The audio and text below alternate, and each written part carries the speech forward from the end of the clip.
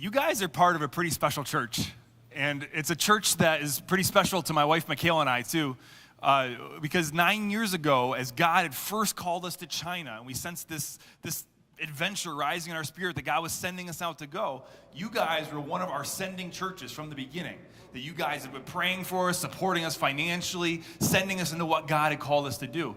And by the grace of God, the thousands of Chinese college students we've seen give their lives to Christ over these last 9 years, you guys have an inheritance in that.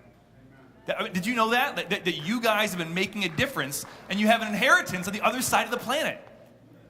And it's not just sending, it's not just giving and that aspect of things. You guys have sent some of your own. Don and Lynn Graves have been over in China working with us, and they are an incredible couple. I mean, they went in their retirement years, and they are just impacting people, leading people to Christ, serving the team of missionaries over there. They are making a difference. We had the privilege for a young woman, Amanda, to come visit us this summer too, which was really cool as well. For me, the adventure started when I was in college. I was sitting there one day with my best friend, Matt. He was my roommate, and we were just kind of sitting in our apartment together, and I don't know what came over me, but I just looked at him, and I said, Matt, before we get married or have kids or go into our careers and everything, what if we gave a year into missions? Do you think God could use us? Matt was sitting over on the other couch, and he looked back at me, and he said, okay, let's do it. Where are we going? I said, I'm not sure. I hadn't really thought that far ahead yet. And he said, how about China? And that was the beginning for us. It wasn't like there was some kind of beam that came down from heaven and said, thou shalt go to China. It was just this experience of saying, we want people all over the world to know Jesus. Maybe God could even use us. And so a year later, we're on an airplane on our way into China, and we have no idea what we're doing whatsoever. Can't speak a lick of Chinese. I didn't know anything about Chinese culture. I didn't know how to be a missionary. We just had no idea what we were doing. And so we landed in China, and there was a missionary there who was kind of receiving us. And looking back at it now, I don't think he knew what to do with us because we had no idea what we were doing. And so he looked at us and said, okay, well, maybe we can, you guys, I'll set you up with a tutor, and you can study Chinese in the morning. He said, there's a college campus down the street. You could go over there, and maybe you could meet someone who could speak English. And so that very first Friday that I'm in China, I remember I walked through the south gate of the university. It was the evening, and there was a big sports building and kind of huge open square. And in the middle of this big open square on the campus, there was hundreds and hundreds of college students milling about in some kind of mixer or activity or something.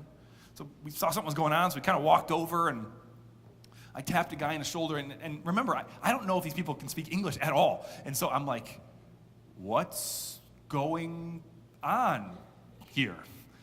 You ever do that? Like, you think if you talk slow enough, it'll help them understand a language they don't know? And the guy turned around and looked back at me and goes, this is an English corner. This is where we get together to practice our English. I said, awesome. And so you can imagine, Matt and I are native English speakers. They pull us into this group of people, and we're like rock stars. And so we each have like 15 or 20 people around us. They're practicing their English with us. And they just started asking us questions about our lives and about our background in America. I remember one of the things they asked us is your life like the TV show Friends? Not exactly.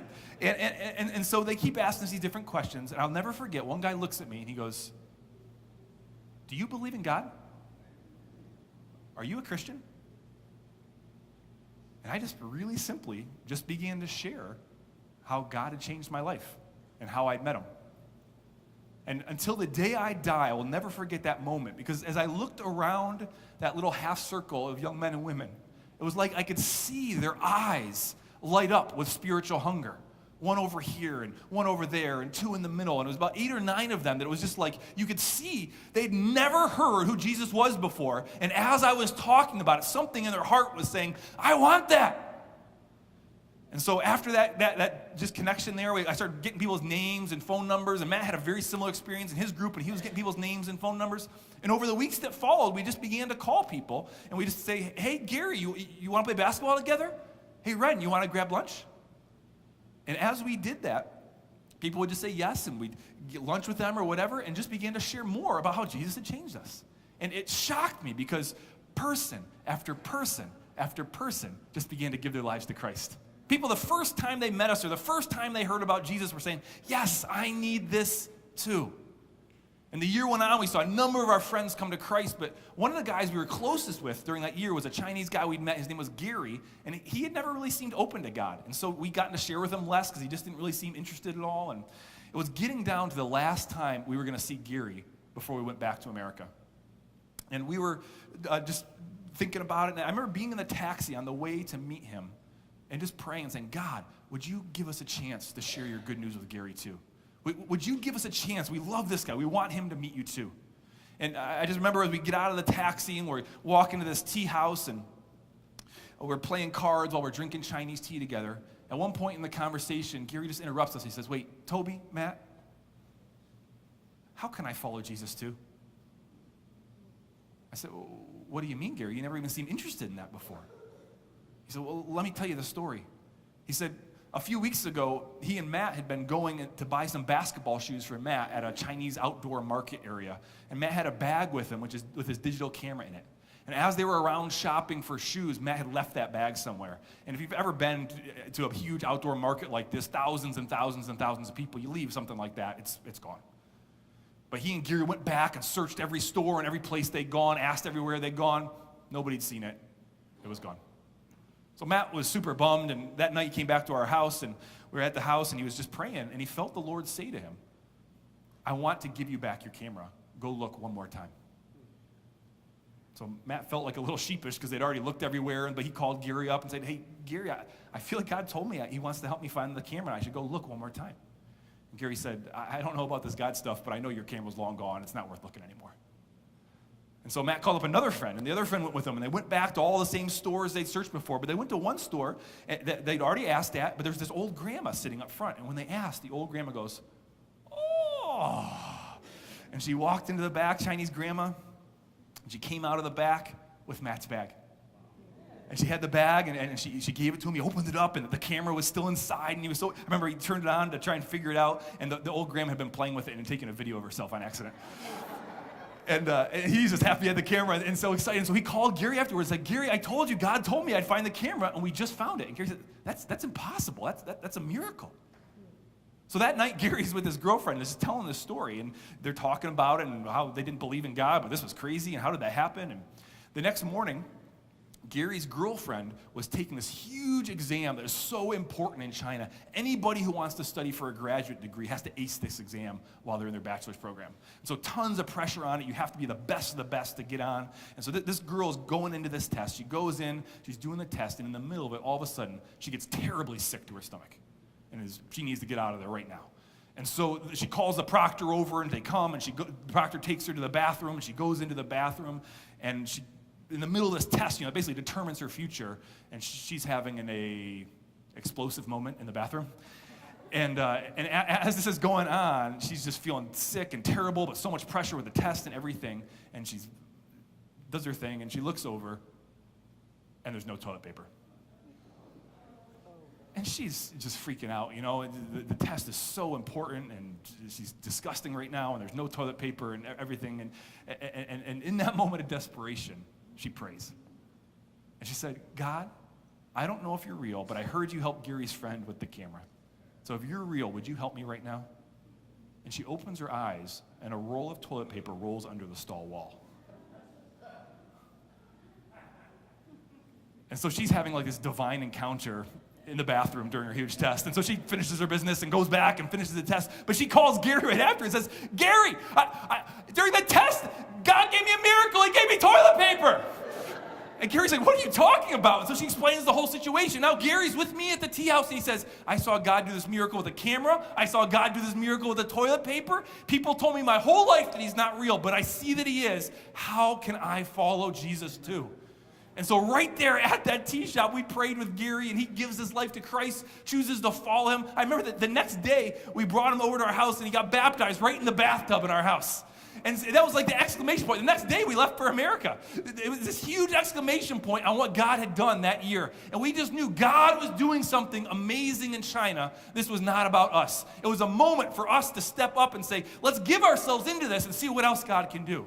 And And so we came back to America and went to different churches and said, hey, young people, come with us back to China. God's doing amazing stuff. And I have no idea what people were thinking because 14 young adults went back with us the next year.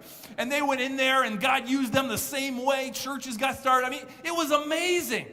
Amazing, amazing. We realized that God is doing something unique in China right now among the young people. There is this openness that is this unique place in the world, and it is a time for us as the church to step up and seize the window, seize the moment, and step through. And I speak especially even to the young adults in the room. You know, for those of us here that are in their 50s and have our careers and our kids are getting ready to finish high school or going to college, it is very difficult to make that leap to go. But for those of you guys that are here in your late teens, in your 20s, your 30s, maybe you're single or married with no kids, you are the ones who have the opportunity to jump in the window right now and grab what God's doing. And so I just challenge you. God took me on this adventure and it has changed my life. If you're a young adult, I ask you, even consider it. Consider just giving a semester to step across the ocean into something that you don't know and make yourself available to God, and He will do a miracle through your life. If you have anything in your heart right now that's saying, wow, I'd never even considered that before, but something's getting stirred up inside, come talk to me after the service, or we have a little table out there. Just fill out a card so I have your email, because God might be getting ready to send you on an adventure because He wants to use you to do incredible things on this earth. I don't know if you realize that. Each of you has a destiny on your life. Plans that God would made for you before you were born. You are not an accident. He chose you, and He has a purpose for you, and He wants to do great things through your life. And when you recognize that destiny on you, realize He wants to do something awesome.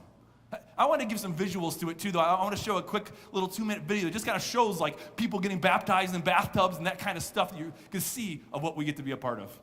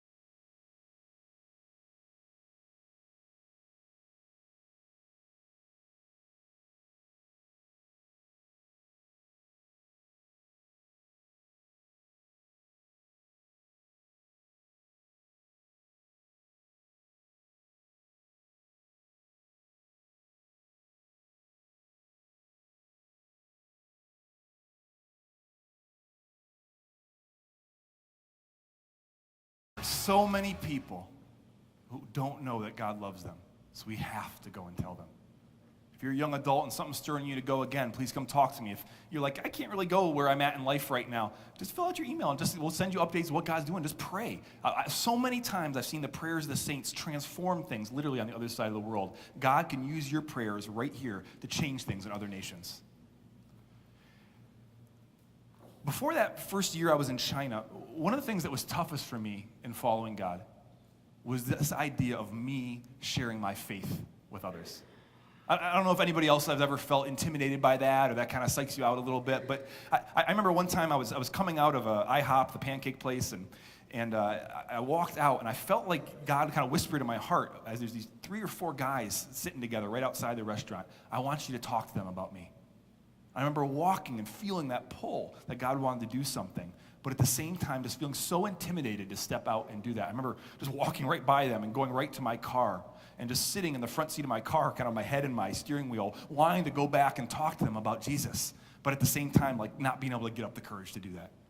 And it's very common, I feel, for us as believers to love God and know God and want to serve God, but when it comes time for us to actually share that light and share that love with other people, somehow we get like a little shut down and a little intimidated. And honestly, if I would express what it felt like, it was almost like there were like chains on my wrists that were like holding me back from stepping out into that part of following God. It was like I was held back. And what God did for me during that first year in China was he showed me something new that broke the chains off my wrists and set me free to share God's love with other people. And if there's anybody else here who feels that intimidation or has that chained up kind of feeling, I just want to share with you that secret to sharing today, that your chains would get broken right off your wrists. Does that sound good? Can we go there? Well, let's open up to Mark chapter 5. Mark chapter 5. This is the second book of the New Testament, the Gospel of Mark. A few pages into chapter 5. I'll start reading there right in verse 1. They went across the lake to the region of the Gerasenes. When Jesus got out of the boat, a man with an evil spirit came from the tombs to meet him. This man lived in the tombs, and no one could bind him anymore, not even with a chain. For he had often been chained hand and foot, but he tore the chains apart and broke the irons on his feet. No one was strong enough to subdue him. Night and day among the tombs and in the hills he would cry out and cut himself with stones. Sometimes maybe you've heard this story before as your first time, there's like the super strength aspect going on in this guy who's being tormented by these evil spirits. We can kind of focus on that, but I think when we do, we actually miss the heart of what's going on. Because this is not some guy who's feeling super strong in his life. This is someone who is utterly tormented and broken. I mean, this guy's been so rejected by his family and his village that he's been sent out of the village and he's living among the tombs, the place they would consider the most rejected or the most unclean. Totally just clothed in loneliness out there on his own. And as he's there and he's being tormented by these evil spirits, it says, if you were just even to walk through the region between one of the villages, you would hear coming from the hills him crying out, "Ah! Ah!" Just the sounds of torment and someone who's broken in their heart. And it gets really explicit even. It says as he's there in the hills, he's taking stones. And he's just sitting there, cutting himself, hurting himself, tormented.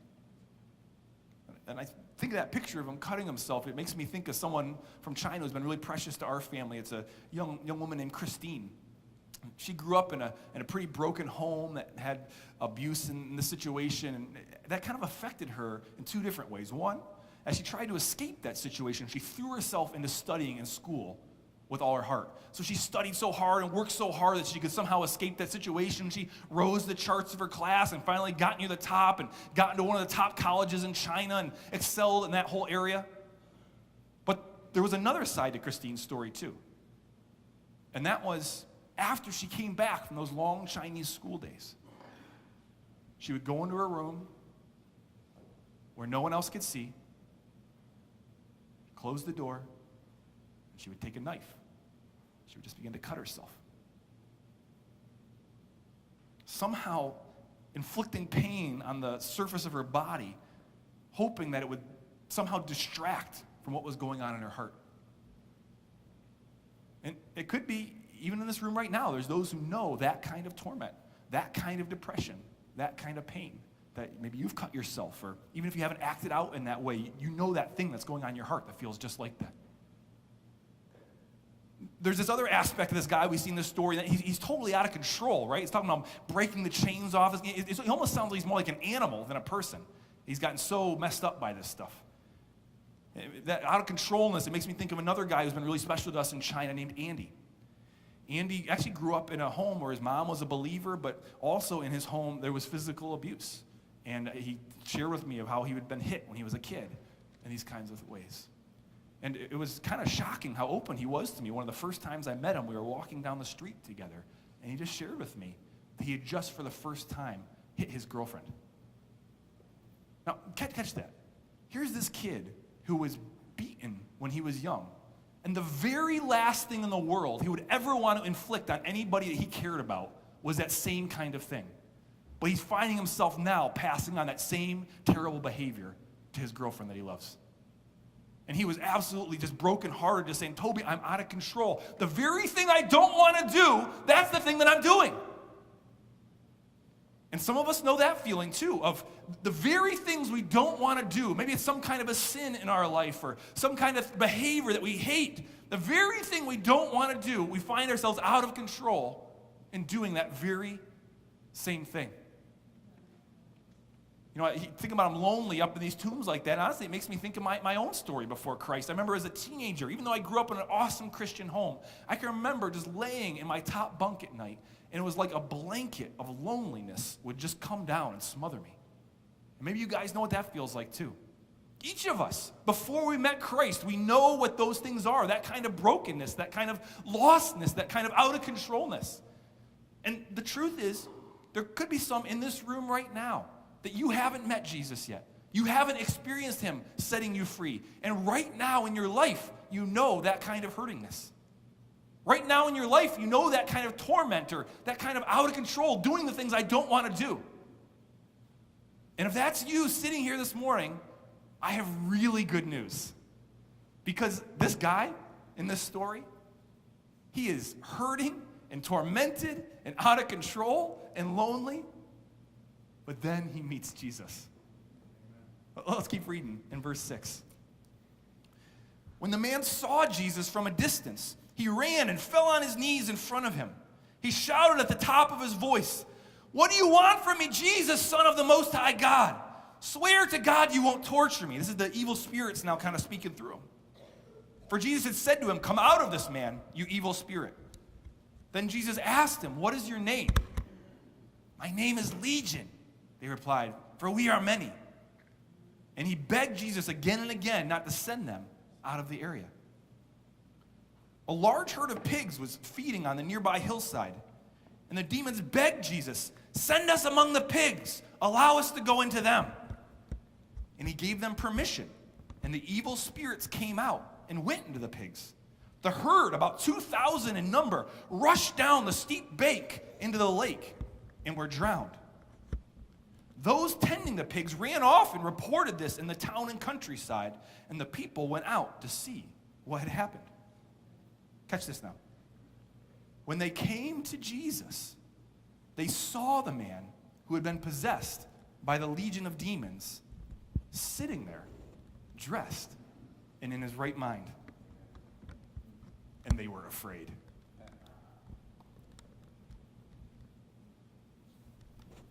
Jesus comes into this situation where this guy is hurting and broken and needs help so bad.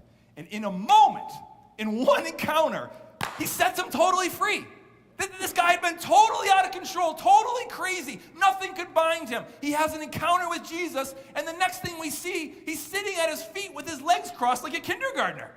I mean, he's like totally transformed, totally changed. This brokenness, this hurting, this calling out of just the pain that's in his heart, cutting himself, all these things in a moment, whoosh, is just washed away, and he's changed from the inside out. It's amazing what Jesus does in that one moment. I mean, the people who see it, who knew this guy before, they see the difference, and their reaction is afraid. Well, what kind of power could so transform somebody in an instant? What kind of power, what kind of person could come in and turn a man from where he was to a man who's totally whole just like that? And it freaked him out. I mean, it goes on to say this. It says those who had seen it told the people what had happened to the demon-possessed man and told about the pigs as well. Then the people began to plead with Jesus to leave their region. They were so freaked out by how powerful this change was. They were like, we don't know how to deal with this. I think of Christine, a girl I shared about before that was cutting. One day she's in college now as a freshman, and she's walking on the street just outside her college campus where all the shops are and restaurants and stuff like that. And she's walking down the street, and she stops at this little it's called a milk tea shop. They get these little cups of milk tea in China. She's drinking her milk tea, and two girls walk up to her and just start talking to her on the street, named Laura and Tony. There are two girls on our team. And as they're talking, conversation just kind of turns, and they just begin to share with her how God had changed their lives. They began to share their simple stories. And as they did, something started arising in Christine's heart that said, I need this. I need Jesus to change me. I need him to set me free too. I'm broken inside. And as they finished sharing with her and sharing the good news about Jesus, they asked her, they said, Christine, do you want to know Jesus too? Do you need him to change you? And she just looked back and said, yes, I need that. And right there on the street, drinking milk tea, they prayed, and Christine just invited Jesus to come into her life. And let me tell you, he transformed her, and he changed her. Christine lived with our family over this last year, so we know the real ins and outs of her life. And this girl got transformed by Jesus. I mean, she was this cutting, depressed, broken person. Now, she's the person you want to put right at the door of the church because she has so much joy and so much overflowing love for other people that if anyone comes within a 20-foot radius, it's like they're just filled up by it too. And she just oozes just the life that God changed in her. All that self-hatred that came out in that cutting just began to melt away in the love of God. And she doesn't cut herself anymore. God changed her, and he transformed her. I think of Andy. So his roommate, Jack, was one of my good friends and also a believer. And so Jack and I have been praying for Andy, and we're walking once through his campus going to eat. And Andy runs into us and says, hey, can I eat with you guys? I said, sure. So he comes with us, and we go into the Chinese cafeteria on campus there, and we're getting ready to just eat our noodles and have our lunch there, and we just start talking, and Andy starts sharing more about how he had Christians in his family growing up, and it just became clear he knew everything, and he even believed it in one sense in his heart, but he hadn't chosen to follow Jesus himself yet. I remember just sitting there over the noodles and just saying, Andy, you know you need Jesus to change you too, right? And right there in the cafeteria, Andy, just tears started coming down his cheeks. He said, yeah, I know. He had just talked to me about hitting his girlfriend. He said, I know, but you know that I did this, Toby. Could God forgive me? I said, yes, he will forgive you. He wants to forgive all your sins, and he wants to wash them away too. And even better news, he wants to set you free so you don't do it anymore. He said, really? I said, yes. And so right there we prayed, and Andy invited Christ into his life, and God came into his life, and he changed him, and he transformed him. I wish you could meet Andy today because he is the sweetest, kindest man you would ever meet. I mean, you could ask my wife afterwards. I mean, he's just so kind. Whatever girl marries him someday is getting so lucky because he's just so kind-hearted. Jesus completely transformed him from someone out of control and anger to someone who's got the kindness of Christ flowing off him. And Jesus did the same thing for me, and he did the same thing for many of you, right? So many of us here have had that experience where we encountered Jesus, and he began to change us, and he began to transform us. And I know that transformation process isn't totally done yet, but you're not the same person you were before. He's changed you. You're different. You know, some of you might have grown up in a Christian family, so you couldn't see the fullness of the two different trajectories of your life, but you were headed one way down this path, and Jesus came in and changed you and brought you on a much better road. He changed you. He changed me. But there might be some of us here this morning that as I'm talking, your heart and your chest is going dun, dun, dun, dun, dun, dun, dun, dun, because you realize you're at that place right now. You're still in that place of brokenness. You're still in that place of out of controlness. And just like Christine, something's coming up in your heart as I'm talking and saying, I need that. Jesus, I want that. I need you to change me too. And if that's you, I have really, really, really good news.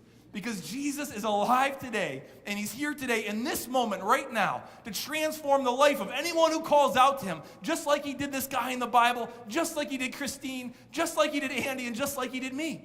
Amen. All it takes is you calling out to him and saying, God, I need you. You see, each of us, our hearts are sick with sin. We've each made the choices to open the door to allow evil to influence our lives. And God knows that. But you know what? He still loves us anyway. And because that, 2,000 years ago, he sent his only son, Jesus, down to earth to live a life as a person, but to live a perfect life.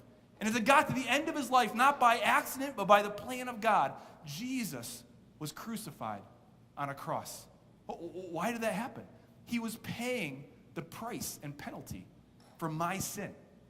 He took the punishment that I deserved.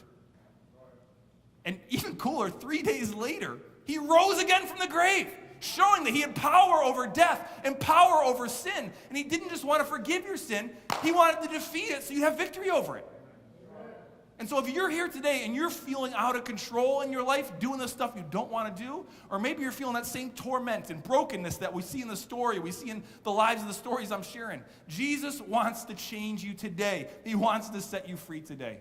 So let's just do this right in the middle. Let's just kind of all close our eyes right where we're sitting. I just want to give a moment. If anyone wants God to do that in their life right now, we can just ask him. So just kind of silently to yourself, you can just kind of pray these words I'm going to pray. Just expressing it to Jesus. You can use your own words too. But just, Jesus, I need you to change me. I'm broken inside.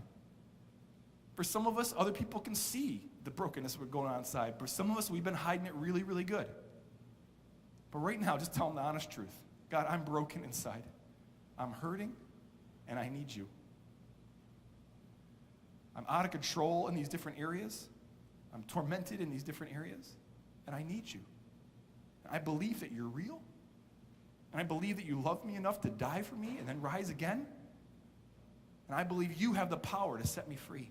So Jesus, I choose to leave behind my sin, and I want to choose to follow you. I want to receive that gift of freedom that you want to give to me right now. I need you. And as you pray that, he's coming right now. And just like he did with this man in the Bible, and just like he did for Christine, he's coming in and he's changing you from the inside out. He's transforming you, making you a new person right now. It's what he does. It's what he did all through the Bible, and it's what he does all through history. And he's beginning to change you right now. Open your eyes again. You know, it's crazy because the good news doesn't end there. The miracle doesn't end there. Because Jesus wants to rescue other people too. Let me read on in this passage in verse 18. As Jesus was getting into the boat, the man who had been demon-possessed begged to go with him. But Jesus did not let him, but said this, "Go home to your family and tell them how much the Lord has done for you and how he has had mercy on you." So the man went away and began to tell in the Decapolis, this is his hometown, how much Jesus had done for him. And all the people were amazed. See, this is the key right here that God used to take the chains off my wrists. Before, I was so intimidated about the idea of sharing God's grace and God's love for other people because I felt like I needed to say it the right way or do it the right way, and I just felt like I didn't have it together. But I just realized as I read this story that all I need to do is tell what God's done for me. That's what sharing the gospel is. It's just telling others what Jesus has done for you. Just like this man goes out and he begins to share, and God begins to use him in his hometown. I think Christine, this girl, after God came in and touched her, she just wanted to tell everybody about Jesus. I mean, it's the most natural thing, isn't it, right? If you experience something great, don't you want to tell other people? Like you go to a good restaurant, you have some delicious food, and for the next 2 weeks, you're telling everybody about the chicken you had at this restaurant. When I experience something great, the most natural thing is for me to tell others. And when I experience the greatness of God, it's the same way. I mean, what God's done for me is so much better than chicken parmesan, right? I mean, it's like it has to overflow and come out to other people. Christine, she gets saved. She's telling her roommates about Jesus. She's telling her family about Jesus. I remember telling people on the bus about Jesus. I remember being there when she came to be with a group of people. She'd just gotten in huge trouble on her campus because in China you can't do that. And she'd just been telling people about Jesus. And I remember the look in her eye and she said, "I can't stop. I can't stop. I have to tell other people. They don't know yet." In the Bible, the disciples once, when they were arrested, they said it like this: we cannot help speaking about what we have seen and heard. I mean, throughout the gospel, so many times, Jesus heals somebody and does a miracle, and he tells them, don't tell anybody yet. I don't want them to know so that I'm not overcrowded in my ministry. And you know what they do every time? They go tell anyway. Why? Because when God does something amazing in your life, you can't help but tell. It's so natural. I remember when I was a teenager and I first met Christ, I was so excited about what he was doing for me. But I went to this small Christian school, and so I felt like there was no one for me to tell about it. I remember getting my friend, and we'd go up into the city, and we'd sit on a park bench, and we'd just sit next to each other with tons of people around, and we'd just tell each other loudly what God was doing in our lives. I just hoping someone would overhear us and know how good God was. Now, that is not a great way to share the gospel, but it just wanted to come out. I remember Andy, he graduates from college, and he goes to his workplace, and he's just telling people, he's just saying, I used to be angry too, but then Jesus changed me. Just last week, I had the most sales in the whole company. God's blessing my life so much. I mean, he just began to plant seeds everywhere he went of how good God was to him. And here's the thing. If I find myself as a believer, and I still come to this place, having a hard time sharing with others, usually one of two things are going on. Either first, I've made it too complicated somehow. I'm somehow trying to say all the right things instead of just getting down to the easy simplicity of, I just need to tell what God's done for me. The other thing, though, that can mess me up sometimes, and maybe this has happened to you, is over time as a believer, sometimes I begin to forget what God done for me. It was 20 years ago he changed the trajectory of my life, and I just began to drift a little bit and forget the incredible miracle of the cross, of how I was headed towards a destiny of destruction, and Jesus stepped in with his body to rescue me. And I forget about it a little bit, of how amazing that is. Or maybe you just grew up in the church and you didn't really get to experience all the brokenness that's on the other path. And sometimes you just don't even realize how good God's been to you. But I'm telling you today, he died on the cross to rescue you. He saved you, and he's done so many other things for you. How can we not tell other people about it? And here's the amazing thing, is that if I'm willing to take that small step, that itty-bitty step of just telling my simple story of what God's done for me, he will take that small offering and send his fire and do a miracle. Catch this in the story. We're going to flip a few chapters later. This is a few months later as Jesus is continuing his ministry in chapter 7. And I'll just read quickly in verse 31. Then Jesus left the vicinity of Tyre and went down to the Sea of Galilee into the region of the Decapolis. There some people brought to him, went to the region of Decapolis. Now remember that phrase, Decapolis? That's where the man lived before, right? When Jesus left him before, he was telling others about what God had done in the Decapolis. And then we see in chapter 8, verse 1, just a few verses later, during those days, another large crowd gathered, since they had nothing to eat. Jesus called his disciples to him. And Jesus now does this miracle where he multiplies food to feed this crowd. It says there's 4,000 men, so with women and children, we can guess maybe 10,000. But catch this. When Jesus left this region, they asked him to leave and didn't want him there. And now 3 months later, when he comes back to the same region, there's a crowd of 10,000 people waiting to welcome him. What was the difference? One formerly crazy guy who was going around and telling his family and friends, look what Jesus did for me. I think Andy, he'd been sharing his faith on the campus, at his workplace. One day he gets called into his boss's office. This is the owner of the whole company. And the guy calls him in and says, hey, Andy, I've heard that you're a Christian and that you've been sharing your faith here at work. Andy said, okay, this is the end of the road here. Thank you, Jesus. You were worth it. I'm about to get fired. And his boss says this. He says, you know that for our company, we sell products into America. And he said, I know that a number of Americans are Christians. He said, so here's what I want you to do. Tomorrow, I'm going to call together the entire company. And while I have that meeting, I want you to stand up for 15 minutes and just explain to everybody in our entire company what it is that Christians believe. Could you do that? Andy said, sure. And so the next morning, he's in there, a room like this full of all the entire company, and he gets 15 minutes to just share the gospel with everybody. They're coming up to him and asking him, okay, teach me more. Who's this Jesus? How do I know him? If I will just take one little step towards opening my story to other people, God will take that little offering and he'll do a miracle to bring movements to him. And that's what he wants to do through this amazing church. You guys have already been impacting the nations, but he wants to send each of you individually out to your circles of friends, your workplaces, your schools, your neighborhoods, and bring you as a light there that you could go and shine. And as you shine, just your simple story of how God changed you, he's going to use that to bring the whole movements. Maybe it'll be 10,000, maybe it'll be a workplace, maybe it'll be a small group, I don't know. But bring movements of people to Christ. He wants to use each of you. So can I just pray for you guys as we close?